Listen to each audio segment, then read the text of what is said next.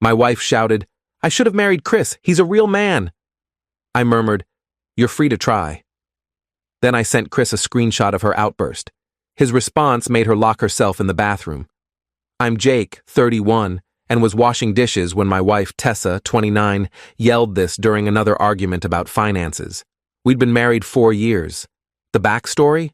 I suggested skipping her cousin's destination wedding to afford new tires and fix our broken AC. Apparently, this made me less of a man than Chris, her ex from a 3-year relationship before me. Chris would never make me miss family events.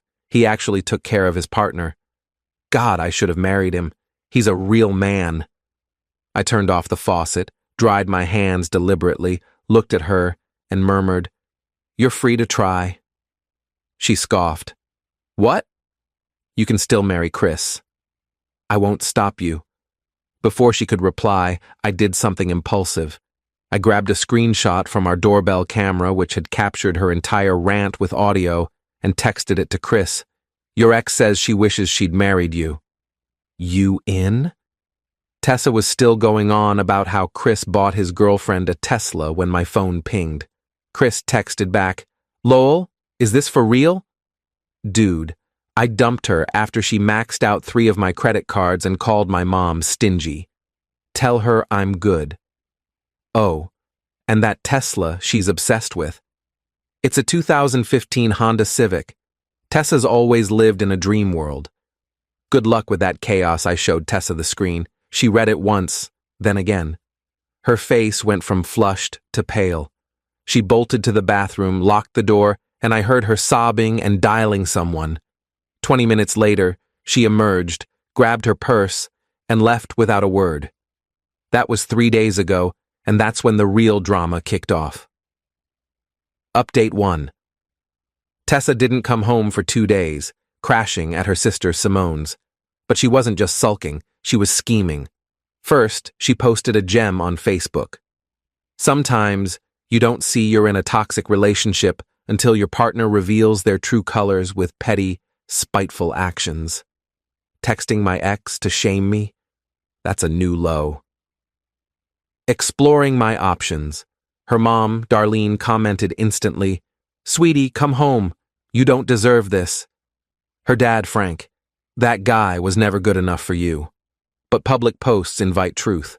Chris's girlfriend, Bella, commented, "Hold up, is this the Tessa who messaged my boyfriend last month asking if he ever thinks about what could have been? The one he had to block?" The comment vanished, but I'd already screenshot it. Then Tessa made her first misstep. She tried logging into our savings account, not to withdraw, as it's solely in my name, but to check the balance. How do I know? The bank called about suspicious login attempts from her phone. She was planning something. That evening, she returned with Simone and Darlene, full intervention mode. "We need to address your actions," Darlene began. "My actions?" "Texting Chris was abusive," Simone added. "Emotional abuse." "Interesting. Tessa, did you mention last month?" Tessa's eyes widened. "What about last month?" "When you DM'd Chris asking if he thinks about what could have been. His girlfriend mentioned it." Silence. Darlene turned to Tessa. "You said he was stuck on the past." "Mom, it's not like that." I pulled out my phone. "I also have screenshots of you texting your coworker Jordan about how hot he is. 2 weeks ago. Shall I go on?" Simone looked repulsed. "Tessa, what's wrong with you?" They left after Tessa swore it was a misunderstanding and we just needed space. But that night, as I slept on the couch, my choice, I overheard her on the phone.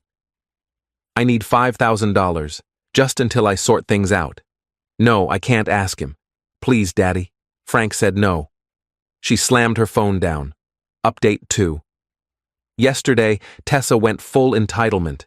She called my mom, sobbing about how I was financially controlling and isolating her. My mom called me right away.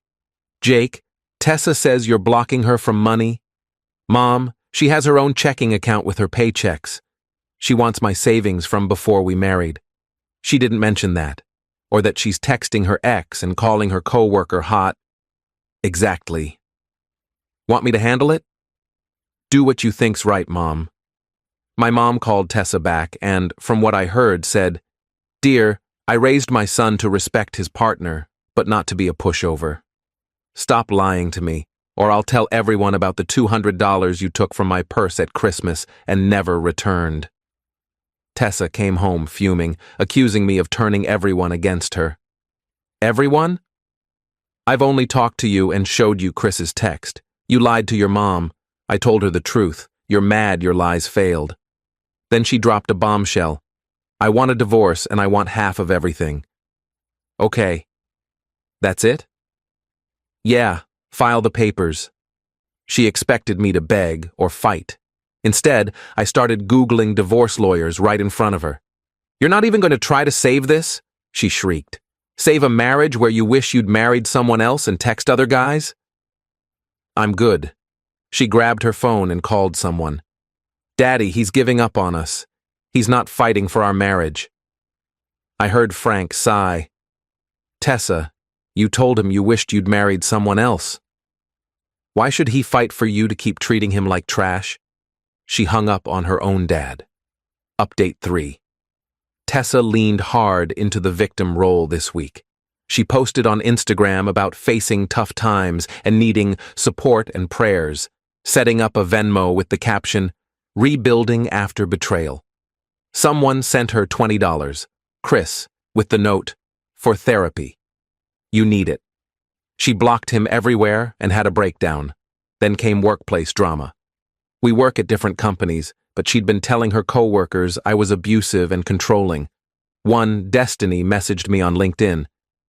Hey Jake, I work with Tessa. She's saying disturbing things, claiming you monitor her accounts and won't let her leave, and asking for loans for an escape fund. But she showed up yesterday with a new Michael Kors bag, so something's off. A new bag while begging for escape money? I thanked Destiny and sent the message to my lawyer. That afternoon, Tessa's coworker, Jordan, the hot one, showed up at our apartment. Dude, we need to talk. No, we don't. Your wife's telling everyone at work you're dangerous and asked to stay at my place. I laughed. And? My girlfriend's pregnant and furious. Tessa knew that. She's trying to wreck my relationship because I turned her down last month. You turned her down? Yeah, she hit on me at a work happy hour. I shut it down. Now she's causing chaos. I asked if he'd tell a lawyer. He said, absolutely. That evening, Tessa came home with multiple shopping bags. Retail therapy? I asked. I deserve nice things after what you've done to me. What I've done? Like showing your ex what you said about him. You humiliated me. You humiliated yourself. I just provided proof. She threw a shoe at me, missed, hit the TV, and cracked the screen. That's coming out of your half, I said calmly. She screamed and stormed to the bedroom. Update 4. The lawyer meeting kicked off. Tessa hired Lawrence, supposedly the top divorce attorney in town, per her Google search. My lawyer, Denise, chuckled when she heard his name. Lawrence? Great at charging fees, not at winning when his client's case is weak. We met for mediation. Tessa arrived in a full designer outfit, new jewelry, fresh manicure, claiming she needed alimony to maintain her lifestyle. Denise presented evidence. Your client spent $3,400 on clothes and accessories this week while claiming financial distress? Lawrence stared at Tessa. You spent what? I needed to look professional for these meetings. $3,400 worth of professional? The mediator, Dorothy, an older woman, wasn't impressed. Ma'am, you're employed full-time, have no kids, and the marriage lasted 4 years. What's your hardship? He emotionally abused me. How? He texted my ex. After you said you wished you'd married him. Silence. Denise pulled out more documents. We also have statements from Jordan Martinez and Destiny Williams about your advances toward Mr. Martinez and false claims against my client. Tessa paled. How did you? They came forward voluntarily. You've been causing issues at their workplace. Lawrence requested a break. I overheard him outside. You hit on a coworker and lied about abuse? Do you realize how this looks? They returned and Lawrence said they'd consider a clean split, no alimony, each keeping their own assets and debts. No, Tessa snapped. I deserve compensation for my pain. Dorothy snorted. Pain. Ma'am, this is a no-fault divorce state, and even if it wasn't, you're the one who wished for another man. We left without a deal. Update 5. Tessa's entitlement hit new heights. Unable to get money legally, she tried other tactics. She started selling my stuff on Facebook Marketplace. My gaming console, my guitar, my signed baseball collection. Problem? I work from home Fridays. I caught her loading my guitar into a guy's truck. That's theft, Tessa. It's marital property. I bought it 5 years before we met. I have the receipt. The buyer looked uneasy. Man, I don't want trouble. No trouble. It's stolen property. I'm calling the police. He unloaded the guitar and left. Tessa was furious. You ruined that sale. You tried to steal my guitar. The cops arrived. I showed receipts, photos of me with the items pre-marriage, and the marketplace listings. Tessa claimed it was a misunderstanding. They warned her that another incident would mean arrest. That night, she called Chris from our landline at 1 a.m. I overheard through the bedroom door. Chris, I know I screwed up, but we were great together once. Can't we try again? Your girlfriend doesn't have to know. Oh, you're married now? Since when? Last month? You didn't post about it? You blocked me? She hung up, sobbing for an hour. Final update. The divorce was finalized yesterday. Here's how it went down. Tessa made a last-ditch effort, claiming in court she was pregnant. My lawyer demanded proof. I don't have the test here, Tessa said. The judge, fed up with the case, ordered a recess for her to provide evidence. She returned with a pregnancy test she tried taking in the courthouse bathroom. Negative. Your Honor, my client seems to be in emotional distress, Lawrence said, exhausted. The judge wasn't moved. Miss Wilson, you've wasted this court's time with false claims, attempted theft, and now a fake pregnancy. My ruling, clean split. Each keeps their premarital assets and debts. Due to Miss Wilson's actions, she'll pay Mr. Wilson $1,200 for the damaged television and attempted theft. I have to pay him? You're lucky he's not pressing charges. Any objections, counselor? Lawrence shook his head. No, Your Honor. Outside, Tessa had a public meltdown. You destroyed my life. I gave you my best years. 4 years, Tessa, and you spent them wishing for someone else. Darlene tried to calm her. Honey, let's go. No, he needs to know what he's losing. I know exactly what I'm losing. Someone who called me less than a man, hit on her co-worker, lied about abuse, and tried to steal my stuff. I'm heartbroken. Even Frank was done. Tessa, enough. You caused this? The best part? Jordan and Destiny were there as witnesses. Jordan's pregnant girlfriend confronted Tessa. You tried to ruin my relationship because my man rejected you. You're pathetic. Tessa couldn't respond. Then Bella, Chris's wife, and Chris pulled up, not for court, but to pick up marriage license copies for their honeymoon. Tessa? Bella said, surprised. Oh, your divorce. Chris, isn't this the ex who keeps contacting you? Chris looked awkward. Let's go, babe. Wait, Bella said to me. You're Jake? The one who warned Chris about her messages? Thanks. That helped us decide to elope. They left hand in hand. Tessa watched her ex walk away with his new wife, freshly divorced, and ordered to pay me. She didn't cry, just stood in shock. Now, Tessa's living with her parents, fired from her job for creating a hostile work environment after Jordan filed a complaint. Chris and Bella are honeymooning in Greece. She posted photos. Jordan and his girlfriend are thriving.